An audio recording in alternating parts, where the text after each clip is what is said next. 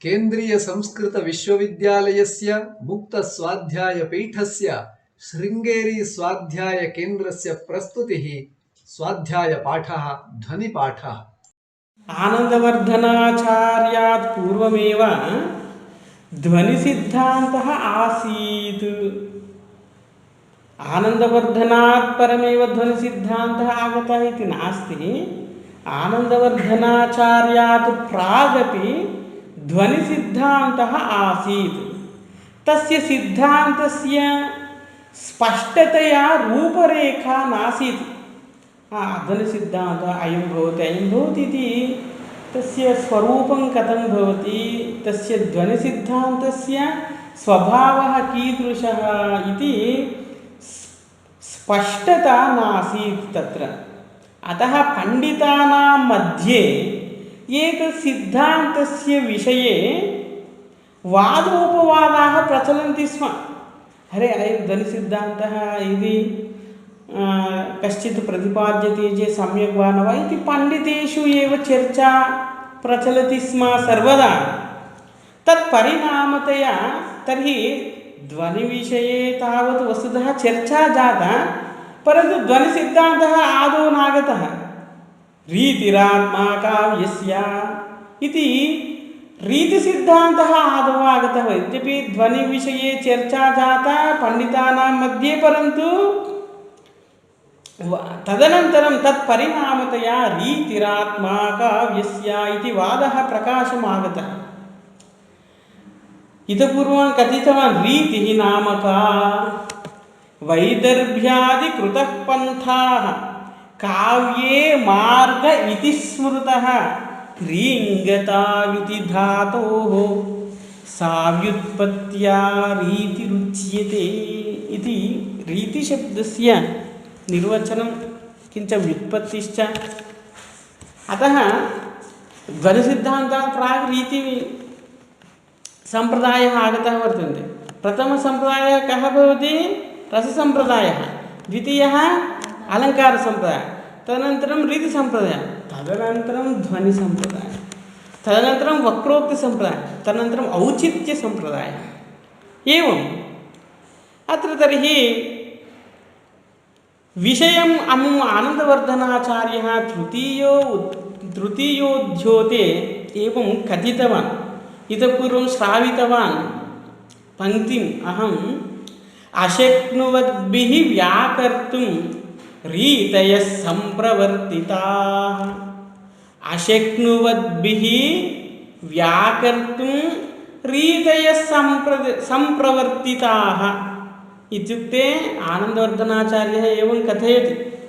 मत्तः पूर्वं ध्वनिसिद्धान्तं प्रपञ्चयितुं प्रतिपादयितुं निरूपयितुम् अशक्नुवद्भिः तैः आलङ्कारिकैः रीतयः समानीताः, रीतयः सम्प्रवर्तिताः।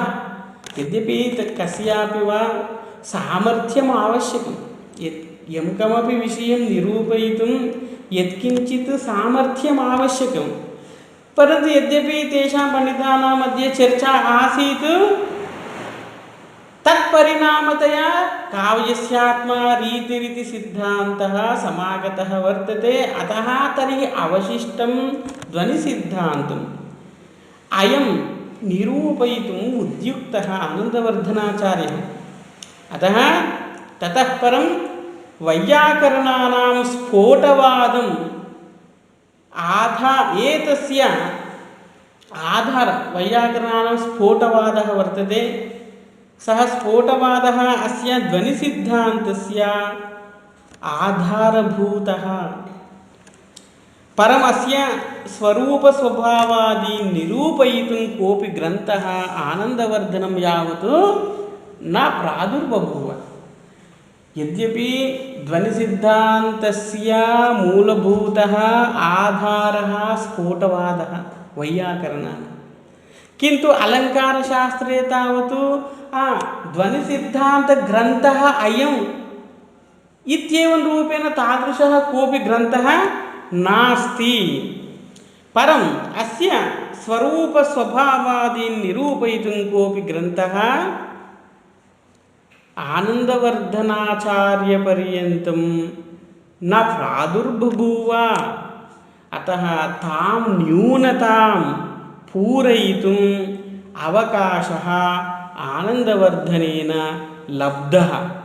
तत्रापि काव्यस्यात्मा ध्वनिः इति सर्वप्रथमम् आनन्दवर्धनाचार्येणैव उदघोषि।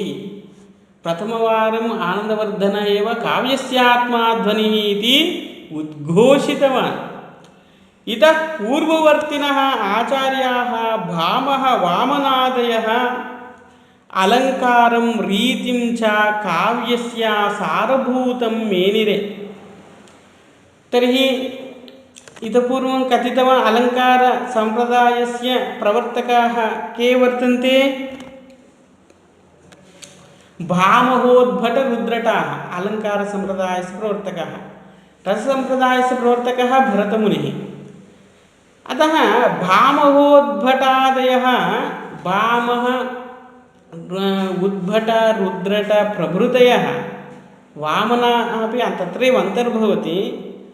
वामनः तावत् काव्यस्यात्मा रीतिः इति वामनाचार्यस्य काव्यलक्षणम्। एवं रूपेण भामहोद्भटवामनादयः अलङ्कारं रीतिं च काव्यस्य सारभूतं तत्त्वम् इति अमन्यन्त। आनन्दवर्धनस्य परवर्तिनः अस्यैव सिद्धान्तम् आमेनिरे। यावत्पर्यन्तं ध्वनिसिद्धान्तः नागतः तावत्पर्यन्तम् अलङ्कारसम्प्रदायम् अपि च रीतिसम्प्रदायं च सर्वेपि सम्यक् अङ्गीकृतवन्तः। यदा ध्वनिसिद्धान्तः समागतः वर्तते तदानीं ध्वनिसिद्धान्तस्यैव प्राधान्यम् आगतं वर्तते। तदानीं रीतिं वा अलङ्कारं वा तथा बहु न परिगणनं नास्ति। ध्वनिसिद्धान्तागमनानन्तरम् अलङ्काररीतिसम्प्रदायोः तथा प्राधान्यं नास्ति, प्राधान्यं गतमेव।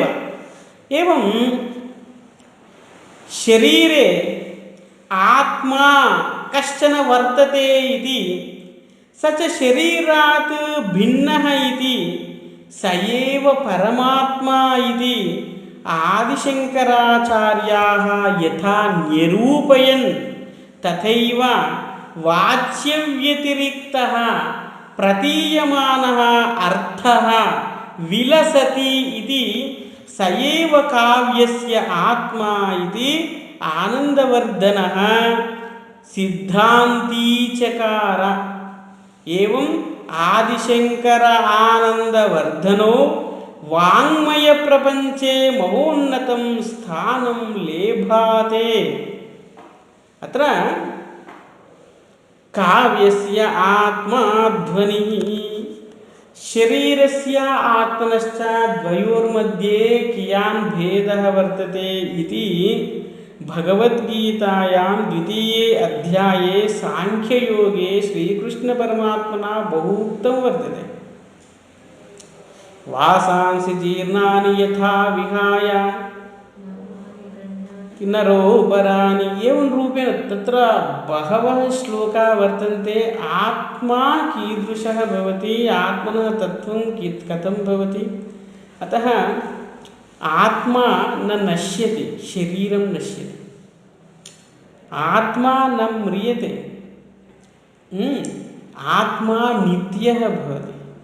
अतः शरीरे आत्मा इति कश्चन वर्तते।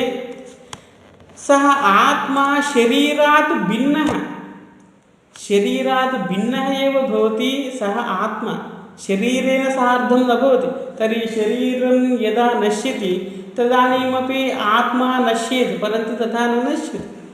आत्मा नित्यः, अतः शरीरात् भिन्नः। अतः सः एव परमात्मा इति। शरीरात् भिन्नः आत्मा सः परमात्मा इति आदिशङ्करभगवत्पादाः निरूपितवन्तः। शरीरात् भिन्नः आत्मा एव परमात्मा। इति शङ्करभगवत्पादैः निरूपितं। तथैव वाच्यव्यतिरिक्तः नाम वाच्यभूतात् शरीरात् व्यतिरिक्तः अन्यः प्रतीयमानः नाम व्यङ्ग्यार्थः विलसति। यद्यपि वाच्यार्थभूतं भवति शरीरं, वाच्यार्थात् रिक्तः व्यङ्ग्यार्थः कश्चन वर्तते। व्यञ्जनाव्यापारेण व्यङ्ग्यार्थः ज्ञायते। अतः वाच्यार्थात् रिक्तः प्रतीयमानः अर्थः विलसति यः सः एव काव्यस्य आत्मा इति आनन्दवर्धनाचार्यः सिद्धान्ती चकार। एवं रूपेण वाच्यार्थात् रिक्तः प्रतीयमानः अर्थः विलसति यः सः काव्यस्य आत्मा इति आनन्दवर्धनाचार्यस्य सिद्धान्तः। एवम् आदिशङ्कर आनन्दवर्धनौ सम्पूर्णवाङ्मयप्रपञ्चे महोन्नतं स्थानं प्राप्तवन्तौ। अत्र ध्वन्यालोके त्रयः अंशाः भवन्ति। त्रयः प्रायः सर्वस्मिन् अलङ्कारशास्त्रग्रन्थे प्रायः त्रयम् एते अंशाः भवन्त्येव। कारिकाः, वृत्तयः, उदाहरणानि इति वयं सामान्यतया पश्यामः। कारिकाः भवन्ति, तदनन्तरं वृत्तिः भवति, तदनन्तरम् उदाहरणं भवति। कारिकाः, वृत्तयः, उदाहरणानि। काव्यमालायाः प्रथमसंस्करणे कारिकानां संख्या यद्यपि आनन्दवर्धनाचार्य कृत ध्वन्यालोके कति कारिकाः सन्ति इति जिज्ञासायां यदा काव्यमालायाः प्रथमसंस्करणं जातं तदानीं कारिकानां संख्या 126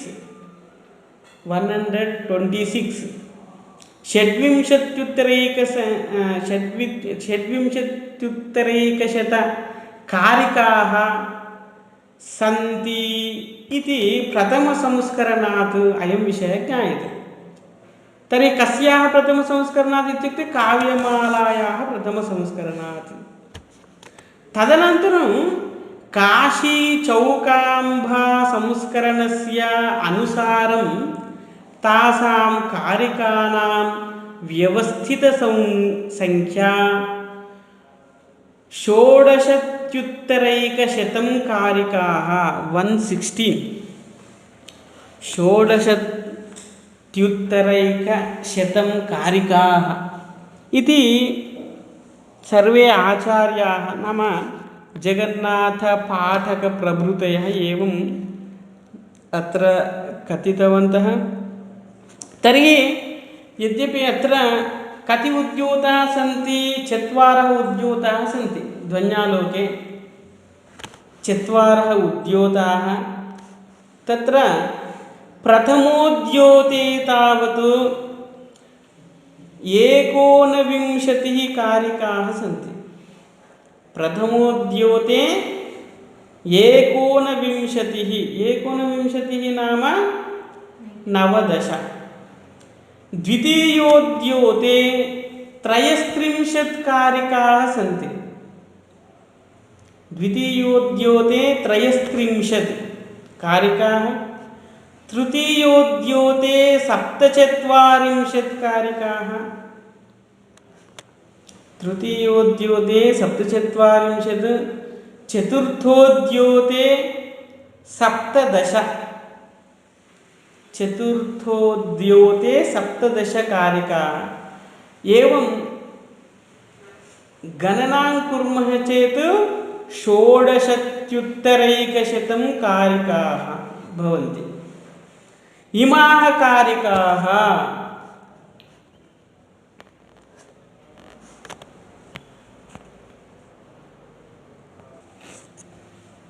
सर्वाः श्लोकैरेव निबद्धाः। तर्हि अधुना ध्वन्यालोके कति उद्योताः, एकैकस्मिन् उद्योते कति कारिकाः, अपि च कति अंशाः भवन्ति इति सर्वमपि ज्ञातं वर्तते। त्रयः अंशाः ध्वन्यालोके नाम कारिकाः, वृत्तयः, उदाहरणानि इत्येवं रूपेण। तर्हि अत्र कारिका नाम कथं भवति? श्लोकेन निबद्धा भवति कारिका। अतः सर्वाः अपि कारिकाः श्लोकैः निबद्धाः भवन्ति। भरतस्य वचनानुसारं योऽर्थः अल्पैः शब्दैः समासेन बहुतरलक्ष्यसङ्ग्रहेण सूत्रं वाचकमाश्रित्य उच्यते सः अर्थः कारिका इति एवं कथितं वर्तते। यः अर्थः अल्पैः शब्दैः समासेन बहुतरलक्ष्यसङ्ग्रहेण सूत्रं वाचकम् आश्रित्य उच्यते सः अर्थः कारिका। अपि च ज्ञप्तिसाधकत्वात् तदर्थप्रदर्शिनी कारिका। ज्ञप्तिसाधकत्वात् तदर्थप्रदर्शिनी कारिका नाम महान् विषयः सूत्ररूपेण कारिकायां निबध्यते। अधुना एकपृष्ठं यावत् तत् कण्ठस्थीकर्तुं बहु कष्टं भवति। महान् विषयः, महान्तं विषयं स्वीकृत्य एकस्यां कारिकायां सः विषयः यदि निबध्यते तर्हि तदानीं ज्ञप्तिः सम्यक् नाम ज्ञप्तिः नाम मस्तिष्के तत्र तिष्ठति, स्थातुं प्रयत्नः कर्तुं शक्यते, तदनन्तरं तिष्ठति च। अतः ज्ञप्तिसाधकत्वात् अर्थप्रदर्शिनी कारिका। क्रियते अनया ज्ञप्तिः इति कारिका। कारिकायाः व्युत्पत्तिः क्रियते अनया ज्ञप्तिः इति कारिका। क्रियते अनया ज्ञप्तिः इति कारिका इति व्युत्पत्तिः। अनेन अर्थस्य कारिकात्वं लक्षणरूपस्य दर्शयति।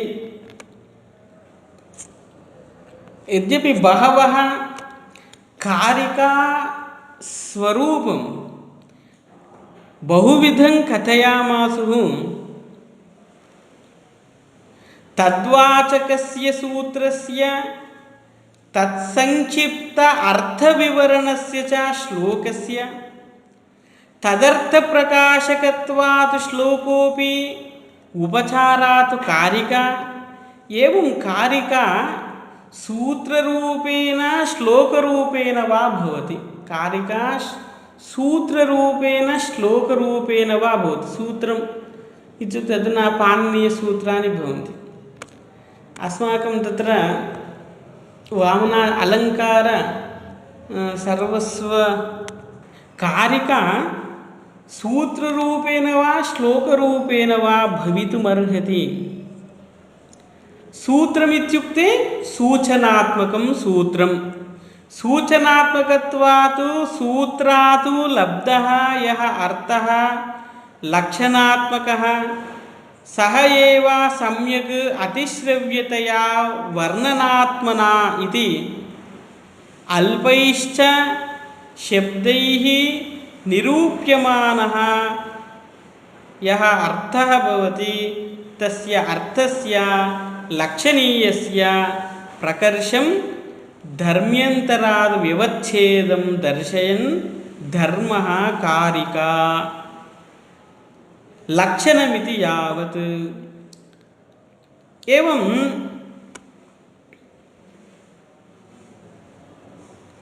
एतावत्पर्यन्तं कारिका नाम कीदृशी कथं भवति इत्युक्ते कारिकायाः स्वरूपं बहु उक्तं वर्तते बहुभिः।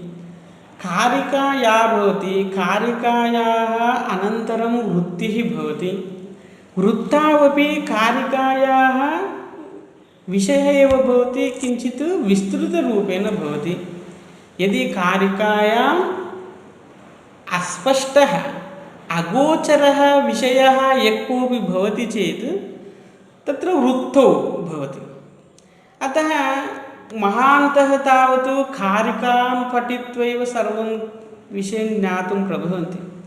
कदाचित् सामान्यानां कारिकायां काठिन्यम् अनुभूयेत, वृत्तौ स्फुटता भवति।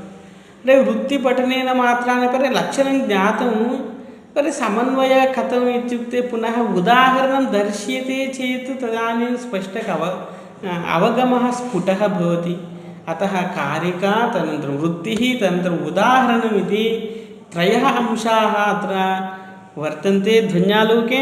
सर्वस्मिन् अलङ्कारशास्त्रे शास्त्रग्रन्थे अयमेव नियमः, इयमेव परिपाटी भवति।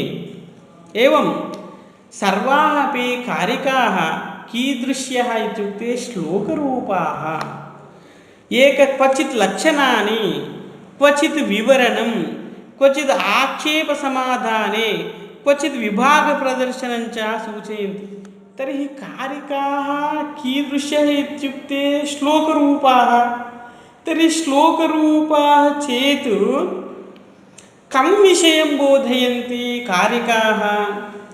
एकत्र लक्षणं कथयन्ति, नाम एकस्मिन् स्थले लक्षणानि सूचयन्ति, एकस्मिन् स्थले विवरणं कुर्वन्ति, एकस्मिन् स्थले कारिकाः आक्षेपसमाधानेऽपि कुर्वन्ति, एकस्मिन् स्थले कारिकाः विभागप्रदर्शनं एतावन्तः भेदाः सन्ति इति एवं रूपेण विभागप्रदर्शनमपि सूचयन्ति। अतः अत्र कारिकाः तर्हि विभिन्नछन्दस्सु निबद्धाः।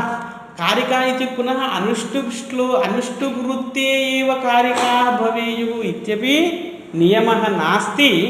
कारिकाः विभिन्नवृत्तेषु निबद्धाः, विभिन्नछन्दस्सु निबद्धाः कारिकाः।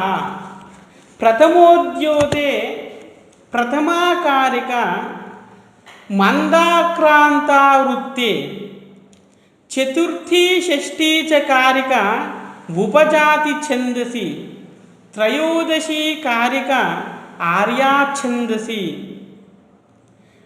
इत्येवं रूपेण भिन्न अत्र ध्वन्यालोके भिन्न भिन्न वृत्तेषु कारिकाः दृश्यन्ते। केवलम् अनुष्टुप्वृत्ते एव कारिका भवेदिति नियमः नास्ति। अतः एव तत्र प्रथमोद्योते प्रथमकारिका भवति, नाम स्वेच्छा केसरिणः इति श्लोकं विहाय प्रार्थना श्लोकः भवति।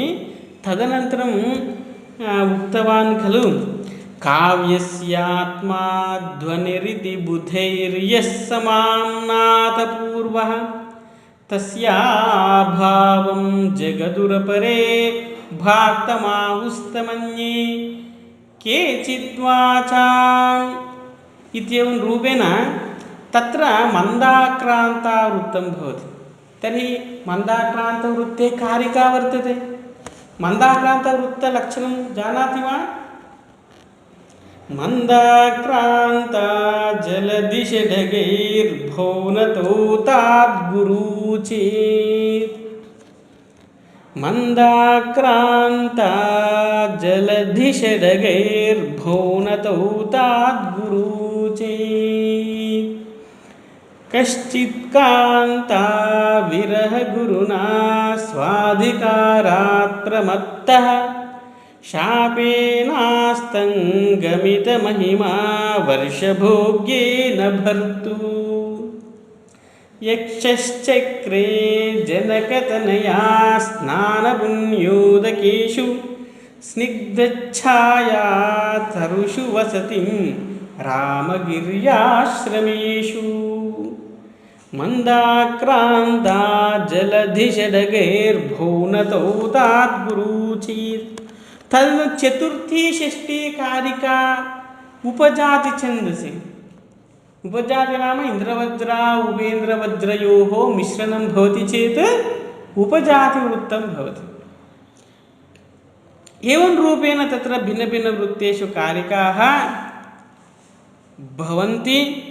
एतदतिरिक्ताः कारिकाः प्रथमद्वितीयतृतीयोद्योतेषु श्लोकछन्दसि निबद्धाः। एवं किन्तु चतुर्थोद्योते विद्यमानासु सप्तदशकारिकासु प्रथमतः चतुर्दशकारिकां यावत् श्लोकछन्दसि व्यरचिषत।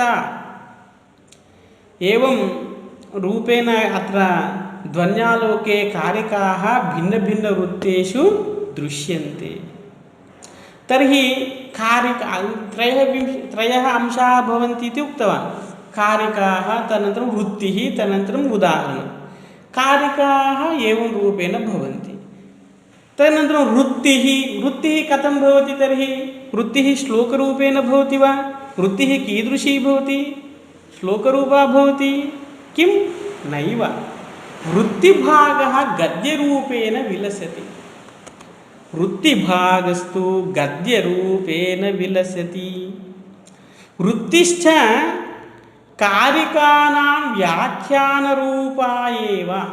उक्तवान् खलु, कारिकायाः आशयमेव वृत्तिः कथयति। अतः वृत्तिः नाम कारिकानां व्याख्यानरूपा। क्वचित् वृत्तौ परिकरश्लोकाः 8, संक्षेपश्लोकाः 9, संग्रहश्लोकाः 12, उपक्रमोपसंहारश्लोकाः 3 अपि सन्ति।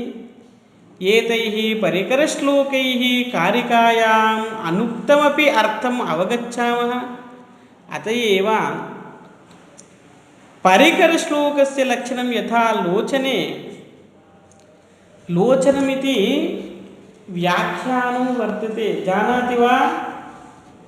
लोचनम् आनन्दवर्धनाचार्य ग्रन्थस्य ध्वन्यालोकस्य अभिनवगुप्तः लोचनमिति व्याख्यानं लिखितवान्।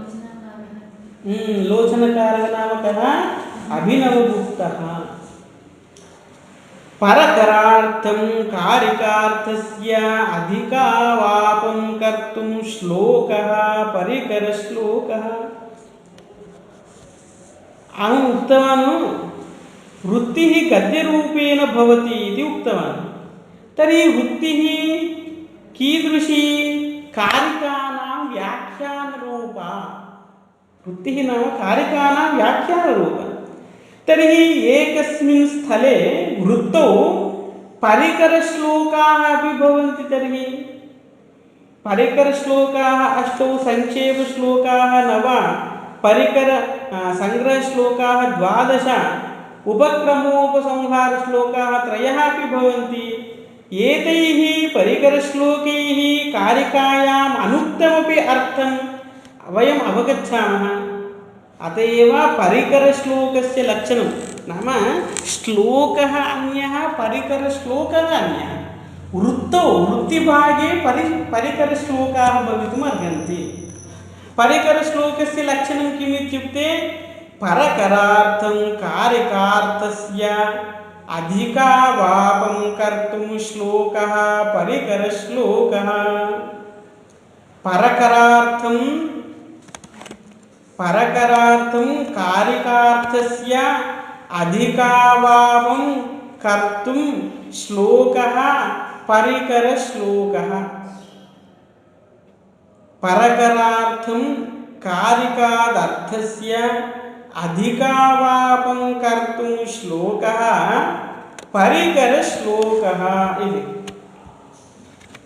एवं कारिकाः वृत्तयश्च आनन्दवर्धनेनैव रचिताः इति महामहोपाध्यायाः कुप्पुस्वामिशास्त्रिणः doctor Satkari Mukherjee, doctor Shankaran, doctor कान्तिचन्द्रपाण्डेयः, डॉक्टर कृष्णमूर्ति इत्यादयः विमर्शकाः निश्चिन्वन्ति। कदाचित् एवं भवति एकस्मिन् ग्रन्थे, अरे एतत् कालिदासः कुमारसम्भवे अष्टमसर्गपर्यन्तमेव लिखितवान्, अनन्तरं सः न लिखितवान् इति कश्चित् वादः, अथवा एतावत्पर्यन्तमेव लिखितवान्, तस्य पुत्रः वा नो चेत् अनन्तरं तस्य शिष्यः वा पूरितवान् अवशिष्टम् अंशम् इत्येवं रूपेण इतिहासाः बहवः दृश्यन्ते बहूनां विषये। परन्तु आनन्दवर्धनस्य ध्वन्यालोकग्रन्थे तावत् तादृशः सन्देहः कोऽपि नास्त्येव। स्वयम् आनन्दवर्धनेनैव कारिकाः लिखिताः, वृत्तयः अपि तेनैव लिखिताः इति बहवः पण्डिताः पाश्चात्याः अपि, केवलम् अत्र भारतीयाः एव न, भारतीयाः तावत् तत्र कुप्पुस्वामी महामहोपाध्यायाः कुप्पुशास्त्रिणः, अपि च सात्कीर् मुखर्जी, शंकरन्, कान्तिचन्द्रपाण्डेय, कृष्णमूर्तिप्रभृतयः बहवः भारतीयाः निश्चिन्वन्ति। तथैव पुनः पाश्चात्याः अपि वर्तन्ते। बूहर् महाशयः, जाकोबी महोदय प्रभृतयः बहवः अपि एवं तत्र आनन्दवर्धनेनैव सर्वं लिखितमिति अभिप्रयन्ति तेपि। एवं रूपेण ध्वन्यालोकस्य काव्यमाला संस्करणे अत्र निर्णयसागर् प्रिण्टिङ्ग् प्रेस् इति अस्ति बाम्बे नगरे। तत्र यदि संस्कृतपुस्तकानि प्रकाशितानि इतः पूर्वम् अधुना प्रकाश्यमानानि भवन्ति, इतः परं प्रकाश्यन्ते चेत् प्रकाशयिष्यन्ते इतः परं, तत्र चौकाम्बा मुद्रणालयः, निर्णयसागर् मुद्रणालयः बाम्बे नगरे तत्र प्रसिद्धाः भवन्ति। ततः प्रकाशितः ग्रन्थः एव प्रामाणिकः इत्यपि भवति। यत्किमपि तथा प्रमाणत्वं तत्र न भवति कस्यापि ग्रन्थस्य। अतः ध्वन्यालोकस्य काव्यमाला संस्करणे निर्णयसागर् मुद्रणालय संपादकः श्री दुर्गाप्रसादः कारिकाभागस्य नाम ध्वनिः इति, वृत्तिभागस्य नाम आलोकः इति ग्रन्थद्वयं भिन्नकर्तृकमिति लोचने उल्लेखानाम् अनुसारं स्वीचकार। यद्यपि बहवः अपवादाः भवन्ति, अधुना किं भवति, एकैकः मुद्रणालयः पुस्तकं प्रकाशयति चेत् स्वकीयम् अभिप्रायं तत्र लिखेत् तत्रत्यः कश्चित्। अतः तथा भिन्नभिन्न अभिप्रायाः तत्र एवं दृश्यन्ते लिखिताः। एवं यद्यपि आनन्दवर्धनाचार्यः एव कारिकानां वृत्तेश्च स्वयमेव कर्ता इति प्रमाणानि बहूनि उपलभ्यन्ते। स्वेषां कारिकाश्लोकानां स्वयमेव वृत्तिलेखनस्य प्रवृत्तिः तदानीन्तनेषु वामनादिष्वपि दृश्यते। कारिकानां वृत्तिग्रन्थस्य च पृथक् पृथक् मङ्गलाचरणम् अकृत्वा द्वयोः एकमेव मङ्गलाचरणमत्र विहितमिति जल्हनरचितायां सूक्तिमुक्तावल्यां राजशेखरस्य ध्वनिनातिगभीरेण, इतः पूर्वम् अहं श्लोकं श्रावितवान्, ध्वनिनातिगभीरेण काव्यतत्त्वनिवेशिना आनन्दवर्धनः कस्य नासीदानन्दवर्धनः। ध्वनिनातिगभीरेण काव्यतत्त्वनिवेशिना आनन्दवर्धनः कस्य नासीदानन्दवर्धनः। इति श्लोके आनन्दवर्धनः एव ध्वनिकारः इति चित्रितः। कुत्र? जल्हनरचितायां सूक्तिमुक्तावल्यां तर्हि केन लिखिता जल्हन सूक्तिमुक्तावली? राजशेखरेण लिखितायां जल्हनरचितायां ध्वनिनातिगभीरेण इति श्लोके आनन्दवर्धनः एव ध्वनिकारः इति चित्रितः। अपि च ध्वन्यालोकस्य खण्डनात्मके व्यक्तिविवेके महिमभट्टोऽपि कारिकावृत्तिकारयोः अभेदमेव स्वीकृत्य खण्डितवान्। महिमभट्टस्य अनन्तरवर्तिनः क्षेमेन्द्रः हेमचन्द्रः प्रतीहारेन्दुराजः द्वयोः कर्ता आनन्दवर्धनः एव इति सम्भावयामासुः। अद्यतनपाठः अत्रैव समाप्तिमेति।